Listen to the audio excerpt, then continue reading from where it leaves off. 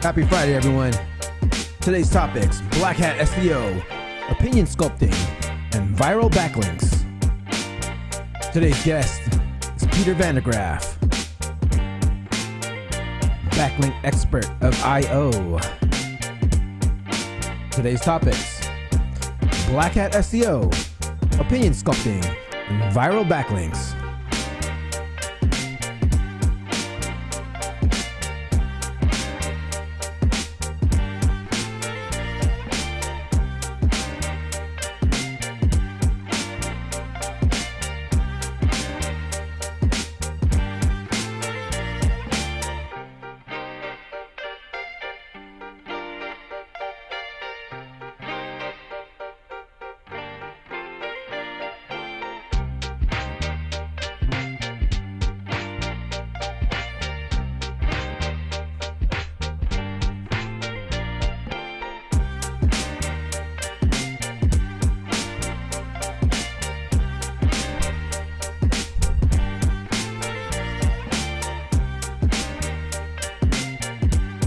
What's up, everyone? Happy Friday.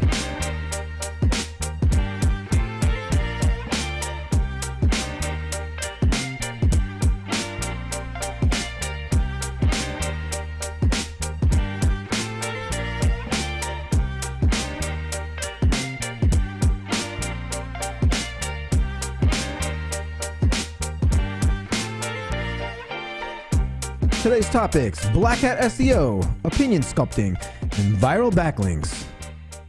Today's guest is Peter van der Graaf.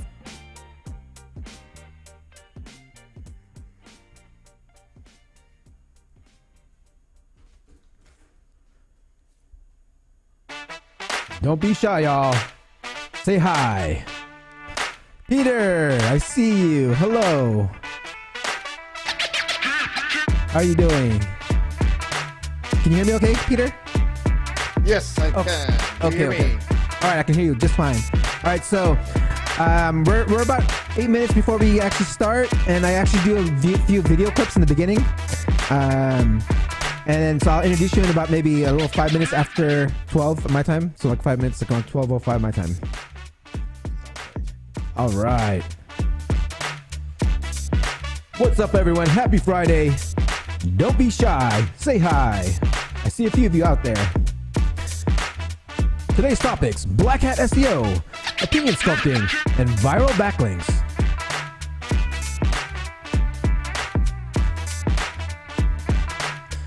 Bradley Burney from Canada, what's up?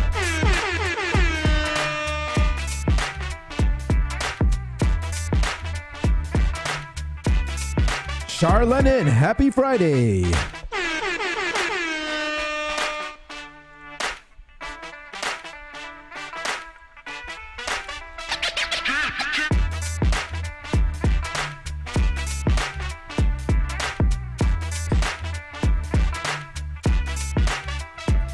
Stephan, happy Friday.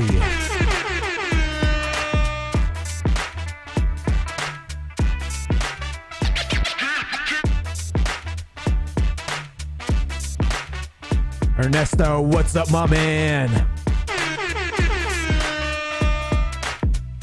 A lot of people coming in early. This is gonna be a good one, guys.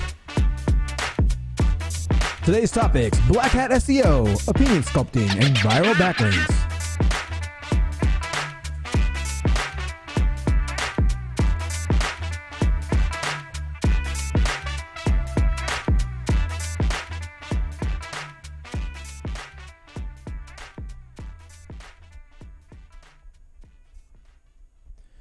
We got about 6 more minutes to go.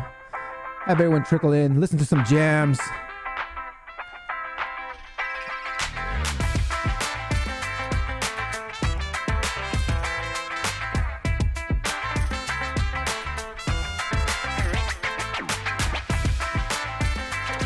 Today's topics: Black Hat SEO, opinion sculpting, and viral backlinks. With my guest today, Peter van der Graaf.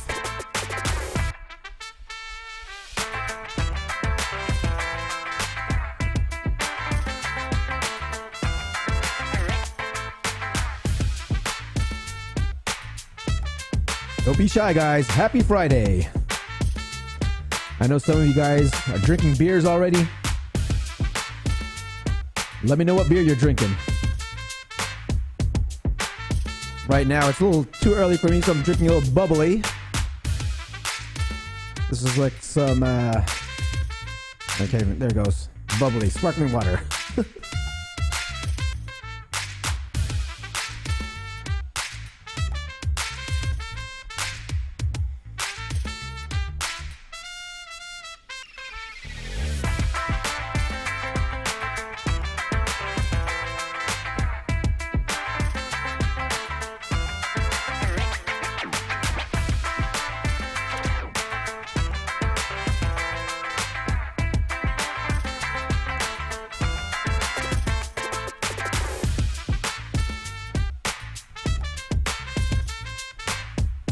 Kobe, what's up, dog?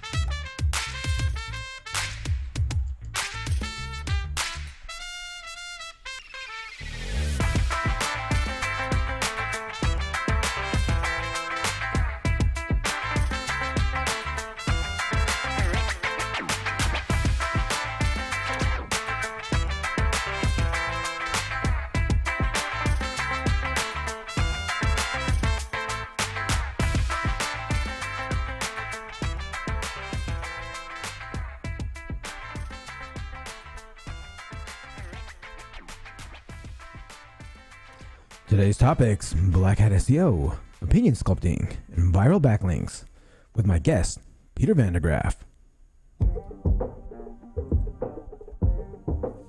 All right, guys. I see a bunch of you out there. Don't be shy. Say hi.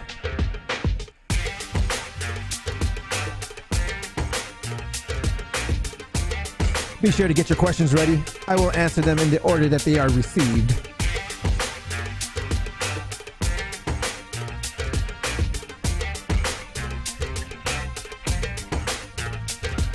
We got about 3 more minutes to go until the SEO video show.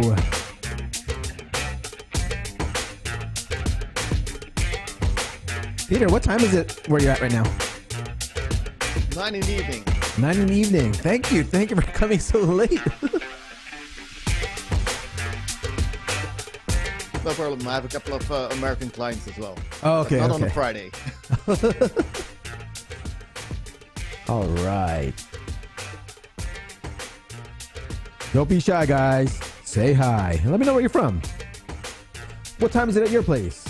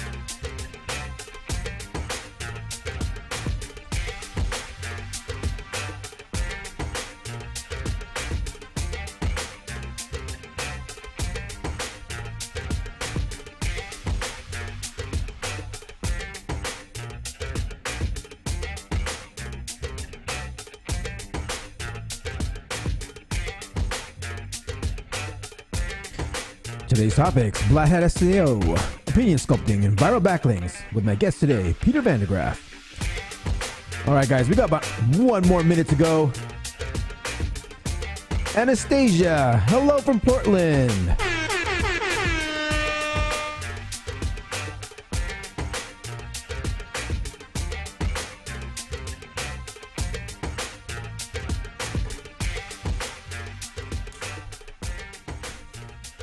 All right, guys, we got less than 1 minute to go. If you didn't know, you can check out my other channel, my personal channel, Paul Andre on YouTube. As you can see, I have my little background change. It says Dre.tv. So be sure to check that out when you get some time. But today, it's all about the SEO video show, guys.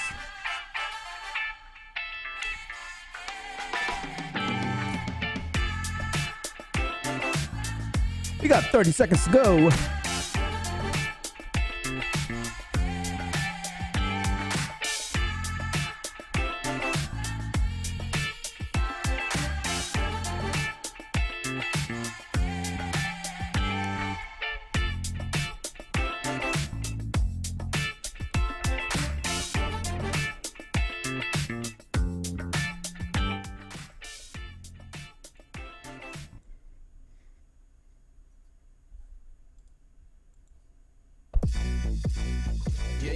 Hey, time to get it started, no delay, let's work. Wanna see you be an SEO expert. Paul Andre De Vera, steady dropping knowledge, over 15 years in the game, so he knows all about it. Master the art of SEO, you will be amazed. Time to get your brand off page to on page. Dropping knowledge, legendary for sure. Whether you're just getting started or self-employed entrepreneur. Yeah, let's go. Subscribe to the SEO video show. Hey, welcome to another episode of the SEO video show where SEO is alive and fun. My name is Paul Andre De Vera, aka Dre, and I curate SEO videos released in the past week into about 1-minute clips. My favorite part of the show is when I get to introduce my guest, and my guest this week is the link building expert of IO, Peter van der Graaf.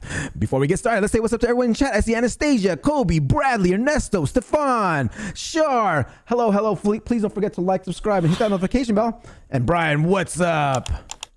Now let's get on with the show. This is Ted DiBiase, the $1 Million Man. What is a black hat's SEO's favorite food? Spam.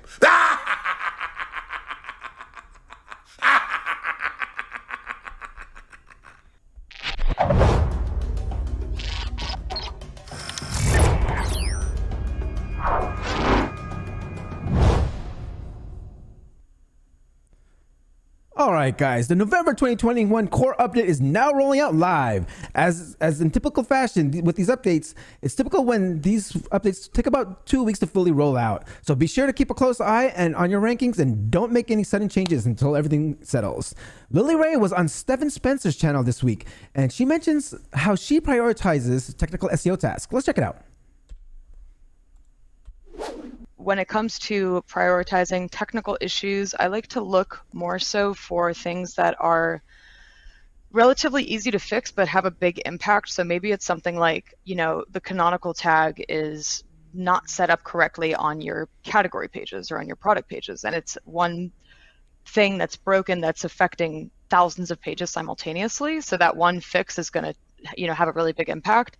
Looking for those systemic issues, I think, is really important. A lot of SEOs get laser focused on small details that might not matter as much, but when you can find those like templated or site-wide issues, that tends to have a bigger impact. A great place to start identifying these errors is right in your Google Search Console, and GSC actually groups these similar errors together. All right, want to be a high-impact SEO consultant? Ross Hudgens, a past guest, says, use dollars in making arguments for your SEO recommendations. Let's check it out.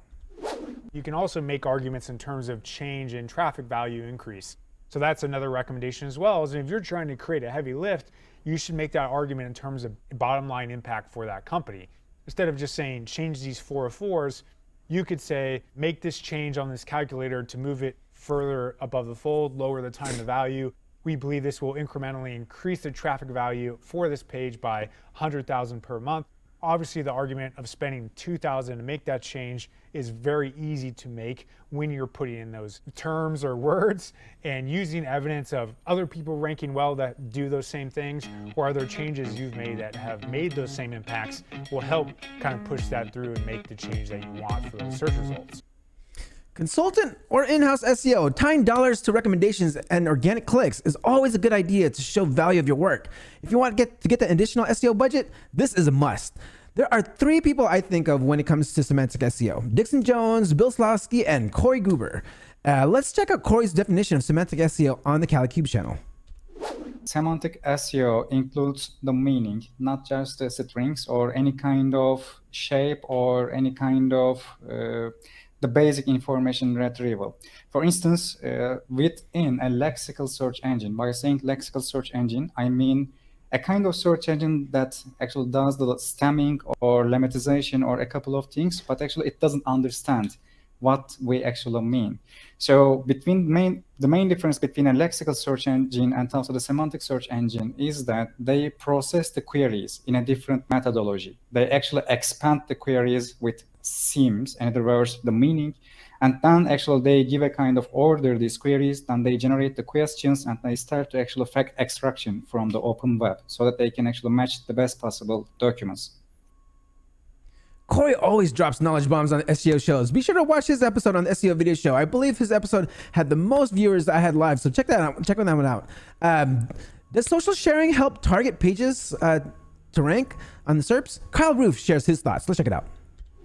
Traffic does seem to be a big helper. Sites that get more traffic seem to do better.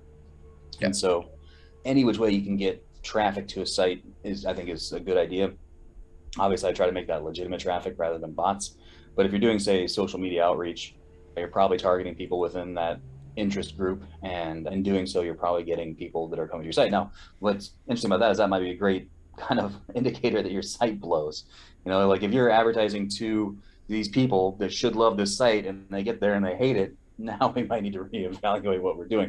Not necessarily the social signals, but the traffic that you get from those platforms that I think is beneficial. I've always been a big advocate on social signals.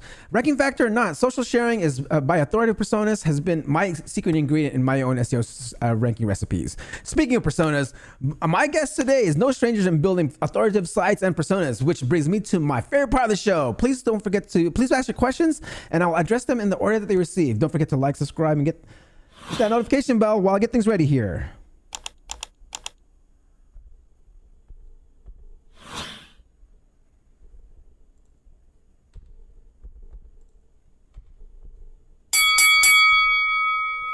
Peter has been active in the SEO industry for over 24 years. He's well known for his innovative approaches to gaining rankings advantages in all types of search results. Attracting the right signals of authority and popular link building is his absolute specialty. He currently runs a clean SEO agency in Amsterdam, but his black hat skills are renowned. Between 2006 and 2012, Peter used to speak at all international SEO conferences, but then surprisingly vanished from the spotlight to go underground. Please welcome the black hat SEO godfather, Peter van der Graaf.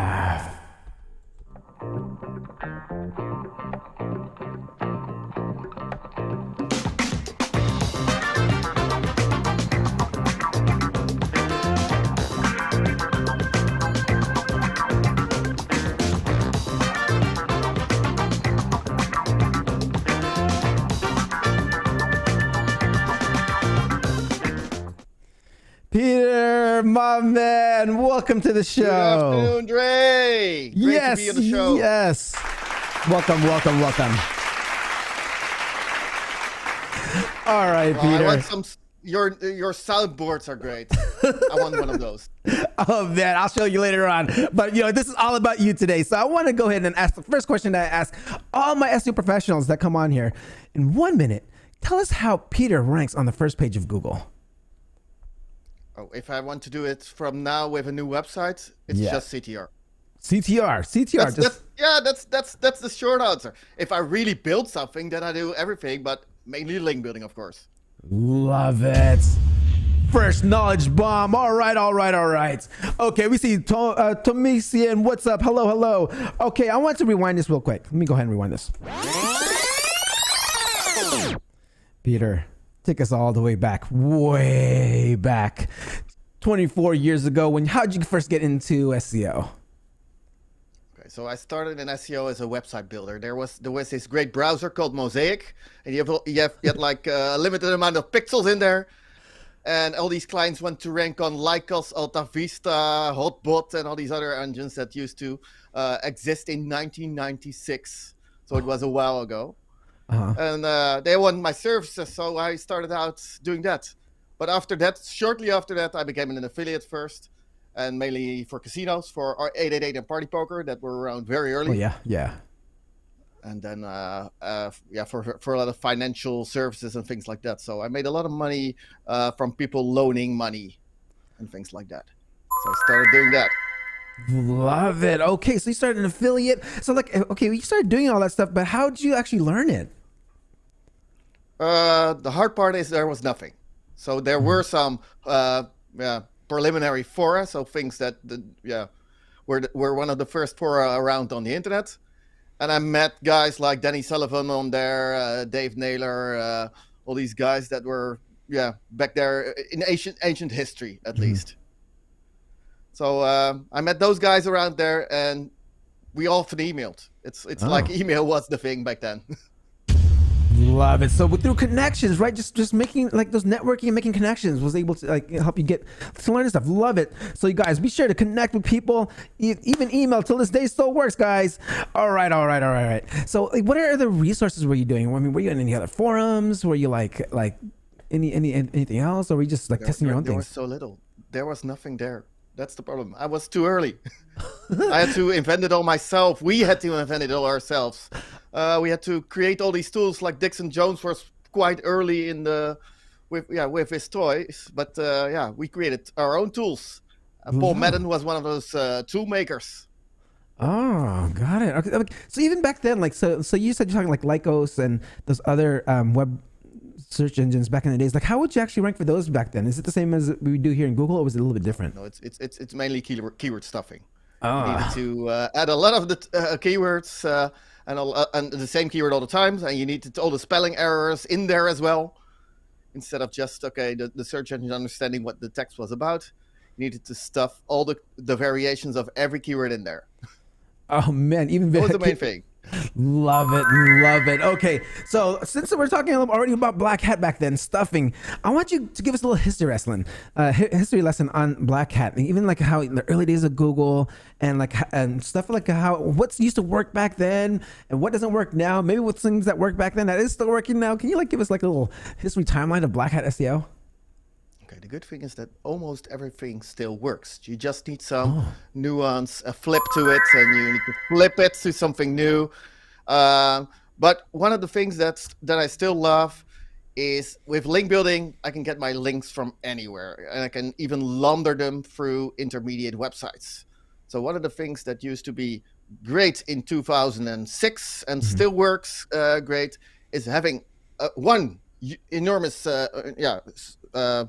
a rare link, for instance, from Google, and then pushing all my other link values through that link towards me.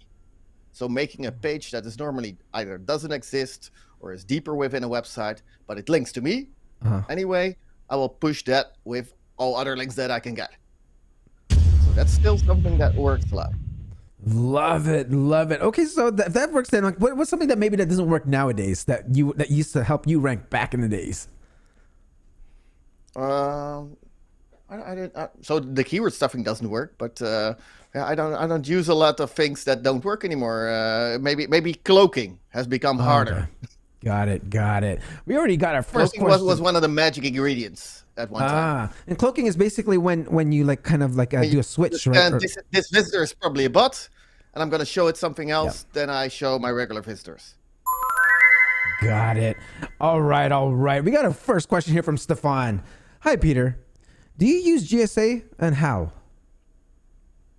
What was GSA again? Sorry. GSA. Google Search Ads. I think that's Google Search. No. That's that one. I think that's German software. GSA. Nope. It's like that backlink thing. So nope. Stephan, he does not use GSA. All right. Okay, so I want to like go back to, let's talk about some crazy stories, because Black Hat can get pretty crazy, and some interesting stories that people are just surprised when they hear it because it worked. Can you tell us like some interesting stories that you've had like either back in the days or even now that's like pretty mind blowing? I'm currently doing a lot of algorithm testing because all these new changes with all these algorithm updates, even the one that's announced today or a couple of days ago. It brings a lot of new chances to the table. And to understand what it does, you can start figuring out, okay, is this on a page basis or a website basis? So is, for instance, EAT something that is addressing a page or a website? So one test that I did only a couple of weeks ago, that I started only a couple of weeks ago, after visiting a Black Hat conference. In the bar, we set up the following test. So we wanted to know, I had a client that sells sex toys, and that client has dropped from all the keywords that can mean multiple things, that are so all the non-ambiguous stuff, so that only means porn will still rank. But when it can mean multiple things, it will drop. So we did a test on these other guys. So I got them back. So most of my clients I got back.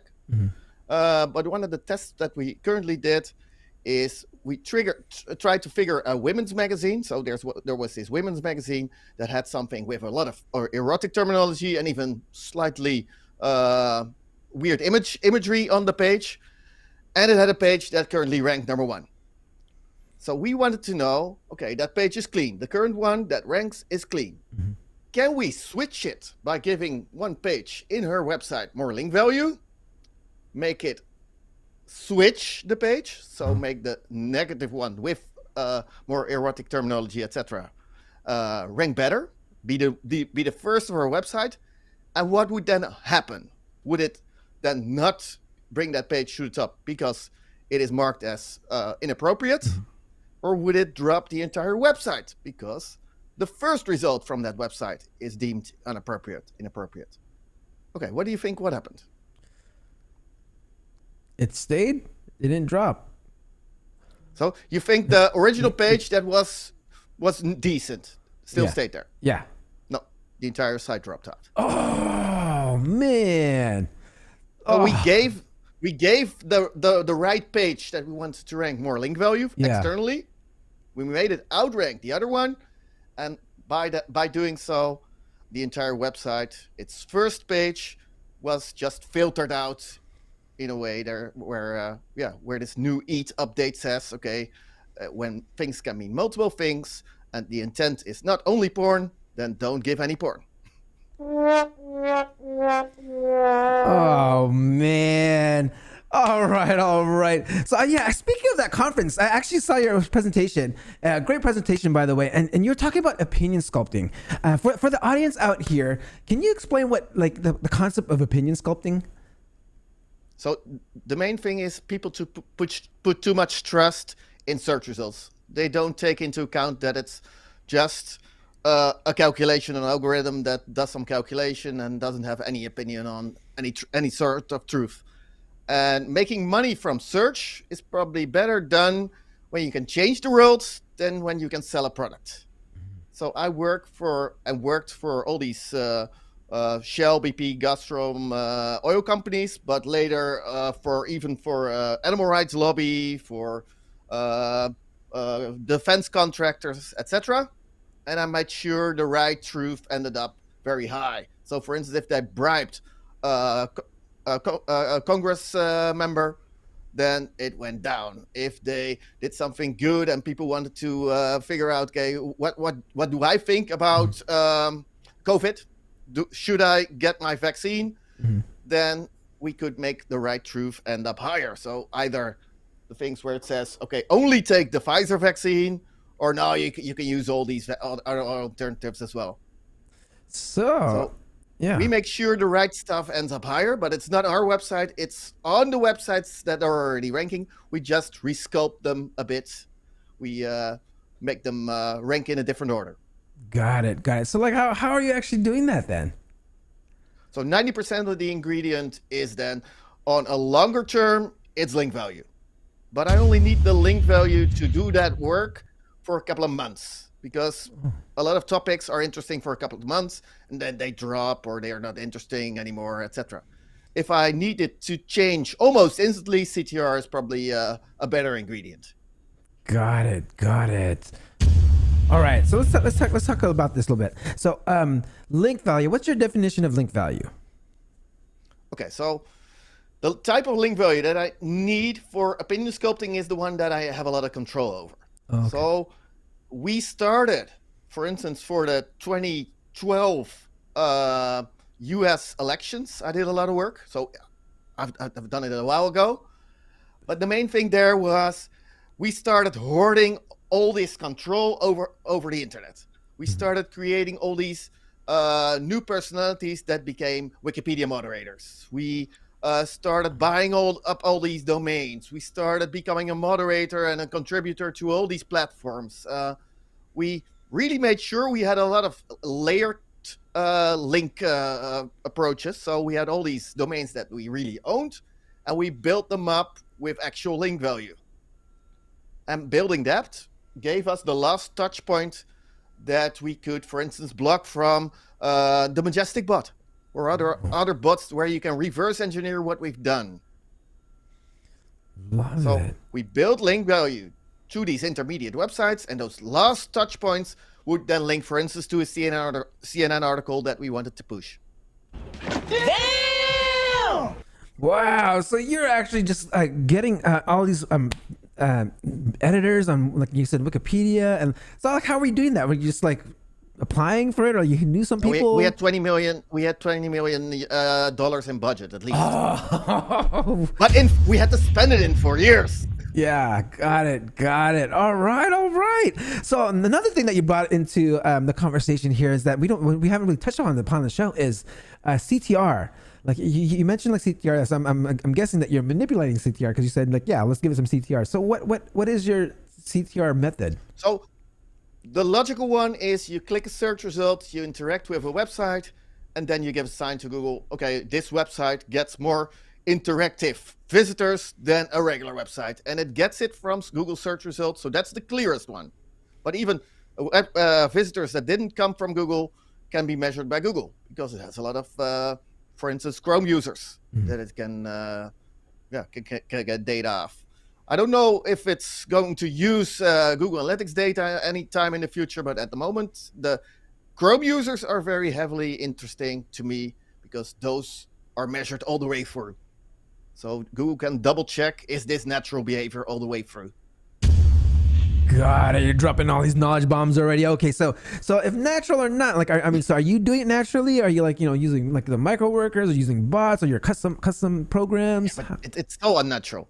That is still all unnatural. Even if I do for instance, if I do a scavenger hunt, a Black Friday scavenger hunt on my website, so find the 3 Easter eggs or find the 3 puzzle pieces within my website. You first then search for this, then click our first result, and then you get the first puzzle piece somewhere in one of the corners. Oh. Then you click, then you interact, and so you start heavily interacting with my page. But it's not because I want you to do that to find the puzzle pieces. There are going to be 5 puzzle pieces for somebody that gets, for instance, a new iPhone 13 or something, but that's it. There's only one to win. But everybody then starts interacting heavily with that website because there are 5 puzzle pieces to be found. And that interaction is then what Google measures. Love it. Okay, guys, there was a knowledge bomb right there. Doing like an Easter egg, like something like an Easter egg hunt or something like that, where you're trying to find certain things and having your viewers just search for things. It gives you all that interaction. Love that tactic. Okay. So we have a question here from Thomason. Is it true that most of the EAT update and other tighter rules don't really hold in 18 and plus niches, porn, casino, etc.? The main thing, it applies to everything. So authors become more important, and authors have something to gain or to lose by stating something. So, for instance, in the erotics, so even sex toys, there is something close to medical opinions. There's something close to a sexuologist that's mentioned something that is good or bad for your sexual health or for your relationship or for whatever. So you can rank for so many things, and it still holds up in 18 plus niches. But what is porn? So for me, it's mainly I work for slightly more decent guys. The biggest erotics company in Europe, for instance, and those tend to do all right most of the time. But for instance, they have a weird name. One of their names is Adam and Eve in France. So they're called Adam and Eve in France, which is not unambiguously something. It means those people in the Garden of Eden eating some forbidden apple. And it's also the name of their company. But they lost a lot of ranking for their company name. And how do we get them back? Yeah. So now we made the homepage, for instance, more clinical. Just showing not the dildos that look like penises, but the ones that look like some neck massage or whatever. We use different terminology, different templates, different everything. But the good thing, it's the homepage template that we needed to edit, not the entire website, because for the brand name, the homepage needed to rank. So we got back our ranking, or we're getting back our ranking for various labels owned by them. Love that. Okay. So like, if you want to get in more risque niches, you said just pretty much just handle your homepage, try to make it as clean as possible. Clean up your shit and make sure there's authority in there. And the more it becomes, so the more it's becoming authority and not getting away with a flag of porn, because this is still the same set of updates based on the quality evaluator guidelines. It's all based on that, and it's machine learning based on that. That's what the new set of updates is. But the EAT is part of it, where I have my sexuologists claiming something, where I have even clinical people, doctors and gynecologists claiming something. So our website becomes this one giant bulk of authoritative quotes. And this has been verified by an actual sexuologist, or this has been written, or this is the quote that we're using from that person. So we're using actual people more and more, and that's mainly the EAT part. Excellent! All right. Okay, so, but yeah, I want to take this a little bit to more on your black hats, because you were talking about like creating personas, like, you build authority personas and stuff like that. Like, so I mean, are you still building? I'm ready for it. There's all these fake personas in all these fields of expertise that nobody knows are fake, because they already have a life, or seemingly have a life. Even a couple of them are published in medical journals and stuff like that. Love it. Okay, Thomason, his mind is blown. Okay, guys, be sure you ask your questions in there in the live chat. Okay, so I want to go into one other thing that I wanted to talk about that was in the beginning of the show is I watched a few older videos, and you were talking about viral backlinks. Can you explain the concept of viral backlinks? Okay, so for that erotic party, so am I allowed to do something slightly erotic in your program, or is it taboo? It's YouTube rules, so I can go quite far. Come on. Go. Okay. Just go. So we're going to do a viral next month, the beginning of December. And there's all these connected sex toys. And they are connected. For instance, you can have a long distance relationship and control her vibrator. But you can also, for instance, connect it to your Spotify and play music on it. And it will vibrate based on the music that you're playing. And we're going to declare, we've tested all these songs, and we're going to declare a winner on a couple of radio shows and on all these on all these websites. We're going to declare a winner. What is the best song to get an orgasm on? So get off on. And Lovins will, for instance, be on all those links. And we will start ranking better for Lovins, which is a great toy. That is a very popular one. So we're going to get the links because we've done the research. So there's pseudoscience behind it. What makes a good song? What is the good pattern? So it builds up. And then it withdraws a bit. And then, yes, and boom, they're full explosions. Love it. Okay, so you're getting really, really creative there. I mean, it's like so right now you're the link building expert of IO, right? Is it IO? And there's also another. I thought you have another company. Yeah, I sold my company, so I'm going to be a free man in a couple of years, or within that couple of years. But so I'm going to need to find a new career. I've sold my company to a bigger company with 1,600 people called IO, which does web development, which does everything. And my agency was just doing a lot of SEO. Congrats on that sale. I'm looking forward to your next project. Okay, guys, be sure to ask questions in the live chat. Okay, I wanted to go into something where when like back, because you said you disappeared, like, I was kind of reading, like, I actually sniped your bio from the SEO Underground website, and I was like, I just ripped it. But all right, but you said you disappeared. It said you disappeared between 2006 and 2012. Where were you? Okay, so the main thing, if you work for Shell, BP, Gazprom, Statoil, and all these nasty companies, you tend to work close to nasty shit. So, for instance, I cleansed Shell's responsibilities in the pipeline piracies in Nigeria. But the Nigerian, so officially I was doing it as an invisible person somewhere deep behind enemy lines, and nobody knew about me or should not know about me. But for instance, the Nigerian government found out and said, okay, now you fixed it for Shell, and now the Nigerian government seems to be the guilty party here. They're not putting a halt to pipeline piracies. So they found me. Somebody spoke and told me where I was, and they came to my house. So that was something of a thing that I wanted to keep as far away as possible. So not being visible became an equity to me. And hiding and not being out in the open is probably then a better thing. And now I'm doing standard agency stuff, and I can be out in the open again. Hi guys, I'm here. But for some of the work I did in the past, it was better to be invisible. And hiding your tracks is then more easy if you're invisible, if nobody knows that you exist. Yeah. All right. Yeah. Peter loves his work. Clear as day. Right on. From Brian. All right. Okay. Wow. That's interesting. So you had to actually just like be out of the picture there. Vanish. Yeah. Vanish from the world. I mean, I don't want to get too deep into it, but like when someone came into your house, was it pretty like intense? Yes. And, they came straight from the how do you call it?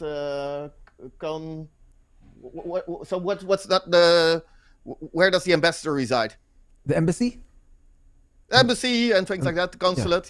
Yeah. Came straight from the consulate. They had diplomatic immunity, so they could even have something on their pockets and things like that. So it was quite intimidating. Oh man, that must have been crazy. All right, guys, be sure to ask your questions in the live chats.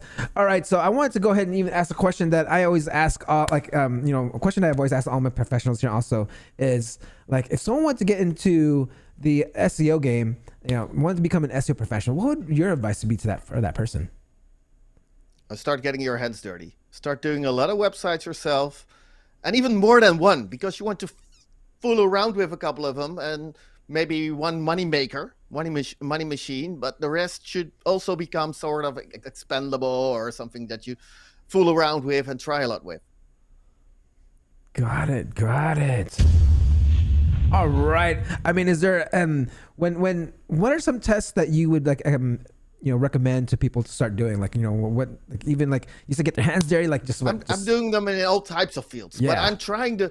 So the great thing about black hat, or the grayish parts, is that you can try to figure out what does this algorithm actually impact? What does it do? So for instance, with the page speed update, with all these crux related core web vital updates, I wanted to figure out, okay, what does it actually do? If I become slower myself, is that because my site is crappy, or because I allow slow visitors to enter my website? So now I'm advising my clients, be aware of where you advertise and how you advertise, because if you get a lot of slow new visitors entering your website, regardless if they enter through Google or any other source, for instance Facebook, they will impact your crux data. So they will have a negative impact on your core web vitals. And the core web vitals are grouped by clusters, and those clusters are quite clearly dependent on your URLs. So they're clustered. So normal pages are not often only clustered by URLs, but these are. So if I have a couple of slow pages within a group, for instance, there's a plugin in there, and there's all these functionality in there, but they belong to the same directory. They impact all those pages in the same directory more heavily. So the averages of a directory. So I tested this with black hat tricks.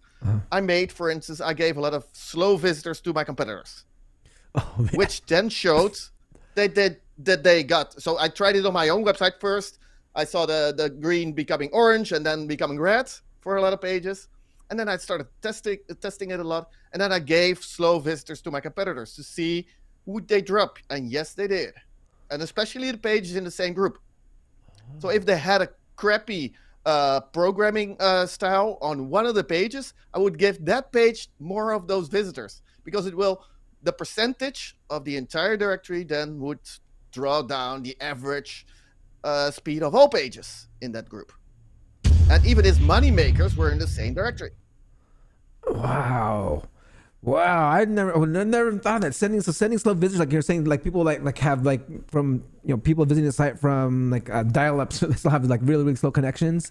Is that like what you're referring to? Like that's an option. So giving them slow visitors from countries, even it doesn't even spread across countries. So it's not like, okay, if I normally just have Dutch visitors, which have very fast internet connections and phones. It doesn't make any difference if I now get Korean visitors or whatever. And if my server is still in the Netherlands, Korean visitors are quite slow, get a slow experience. If I advertise in Facebook for Korean visitors to visit my website as a tourist, come to our country. I have this great website in Dutch. You won't understand anything about it, but it is slow and it will show you something great. And yeah, they don't see anything, they leave again, but they still wait for a lot of slow things to be loaded. And that will break down my averages, because it doesn't take into account where people are from. It's not like, okay, you are slow for Korean visitors, but you're still fast for all the other Dutch. So why not give you a bonus in the Netherlands? No, it doesn't. The entire page is then just diminished drops in value. Wow. Get a double knowledge bomb for that one. Okay, guys. Be sure to ask your questions in the live chats. I'm coming close to the end of the show here, so be sure to ask the questions in the live chat. I want to say, okay, we got one question right here from Vanquish. Hey, Peter. What are the must-have SEO tools we should have as we SEO beginners or resources? Okay, I absolutely love Ahrefs. And Ahrefs shows me a lot about, for instance, all these changes that have been around with, for instance, the core updates and the EAT. And I can reverse engineer for a lot of keywords. I can still reverse engineer who dropped, who gained a lot of ranking. And it's the easiest way, for instance, to do so. It is a tool for a great link, to mimic somebody's link profile. It's a great beginner resource. If it's the only resource that you're willing to pay for, then do Ahrefs. I'm a big fan. All right, we got another question here from Thomason. Ever been hit by penalties, and how did you recover from it, if you ever did? Oh, a lot of times I never did. I never recovered because I did such nasty shit that I should not recover. I was doing everything that was close to illegal. It was over the edge for Google, but close to being illegal. So I should not recover. But for instance, now with all these updates, I take on clients that are hit. I just take on the clients to figure out what is this update and how can you reverse engineer it? How can you recover? So I keep recovering, and sometimes I don't, because it's just not in the money. So most of the time, it's just not worth it to get back and taking all the effort to do a really good job instead of just getting away with a lot. Got it. All right, Thomason. Stefan asks, do you do anything with NLP? Does Peter do anything with NLP? Neuro-linguistic programming? Yeah. Oh, what was it again? What's natural language abbreviations? That natural language. Natural language processing. So yes, I have a couple of guys that provide me with bots that do a lot of fake content automated content creations, but I always have them double checked by actual people, and we do a lot of reverse engineering. What is, for instance, the average? So if you write about a certain topic, what do other people use in wording and things like that? And so at the moment, I do a lot with objects. So I love Google Lens, for instance. So I love objects, and I love voice search. So I'm doing a lot of experimenting with voice search. So if what what are the actual underlying querying that Google creates based on, okay, who's the president of the Netherlands? What's his wife? And then consecutive searches. Then how old is she? And if I would have said how old is he, then Google would understand that. That it's about the king or the president, and not his wife. So things like that, I love those, and I'm currently doing a lot of experimenting with it. But I even love Google Lens more. Yeah, I'm so curious. If I would now photograph you, it would definitely say, "Oh, that's Dre, and he's doing a weekly show, the SEO video show, etc." So he understands so much that I'm almost like I want to be able to do this. I want to know how to manipulate this. I want to do more in this. So I'm just providing a lot of imagery. That's the trick that I'm using, but it's not with any focus yet. I'm just providing all the forms that are normally photographed. So I photograph all my objects from all sides and things like that. So Google understands what my objects are that I have on Google. So my websites are now containing, for instance, product detail pages with 25 images or more. Oh, man. Because I want Google to understand. And then if somebody photographs, for instance, an iPhone 5, then it says, okay, buy it at Peter's client. Oh, interesting. So, like, have you been playing around a little more with the Google Lenses? Like, what else have you been seeing? Any test results yet with what you're doing, or just taking pictures of everything? Google understands so much about imagery that I'm always surprised that it recognizes the exact IKEA cabinet or the exact glass that I have. Even there's no mark on it, and to me it looks like any type of glass with for instance, this one. Mm-hmm. It looks like any type of glass. Which one is it? And it will even tell me what's on the bottom. It's an IKEA one, and yes, that's the IKEA one. And Google will tell me, but just from a side view. Wow. Based on Google Lens, it understands so much imagery that this is the one where I'm like, Google, you're doing a good job here. I'm waiting for these glasses to start entering the world. Interesting. Getting ahead there. Love it. Okay, we got a question here from Nico. Is it still possible to do fake personas like the Dr. Bukake case? Of course, but they need history. So how do you give a person history? Or how do you claim, for instance, my name might not be Peter van der Graaf because I've been off the grid for a couple of years. So who am I, and who is this guy, and who claims to be me, and what is the historic information that was already out on the internet?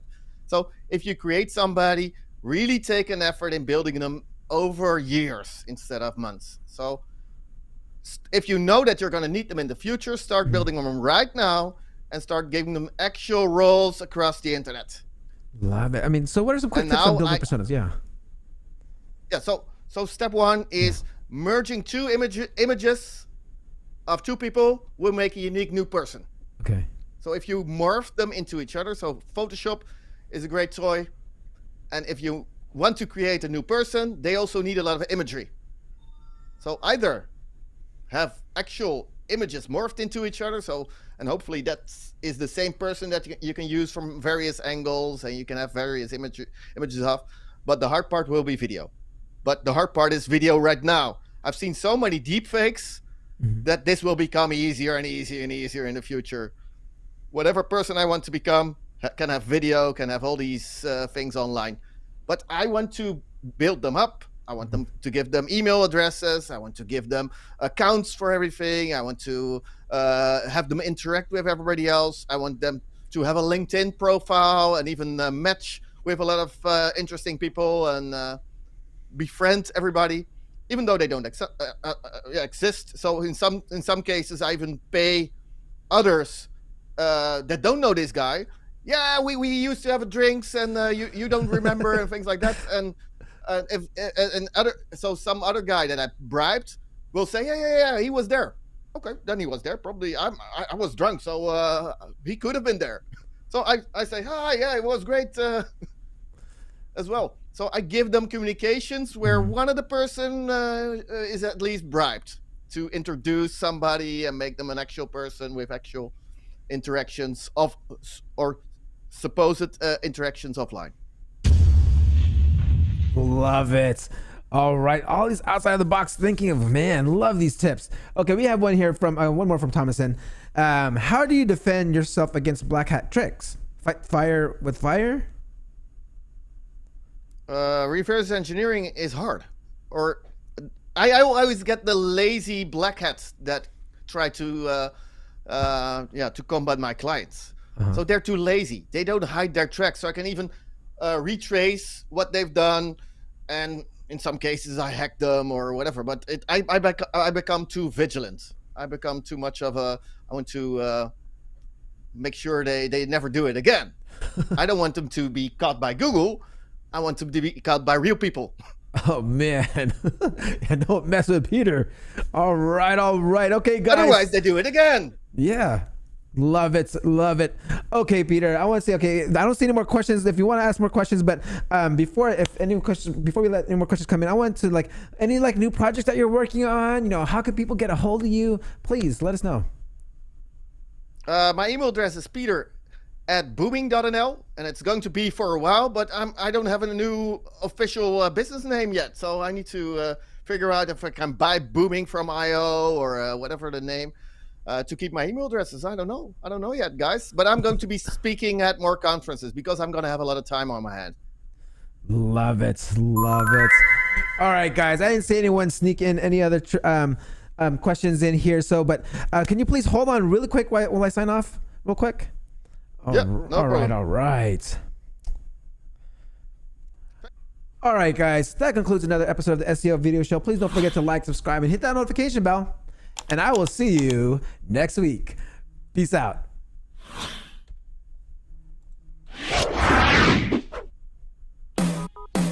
Thank you for watching. Hope you come back next week. Make sure to subscribe. You don't want to miss a thing. Hope you learn something new, cause the vibe is incredible. From the special SEO professionals, SEO video show. Let's work. Want to see you be an SEO expert. Paul-Andre De Vera helping you step it up. No delay right now. Time to level up. Hey, thank you so much for watching. Make sure to subscribe. Woo!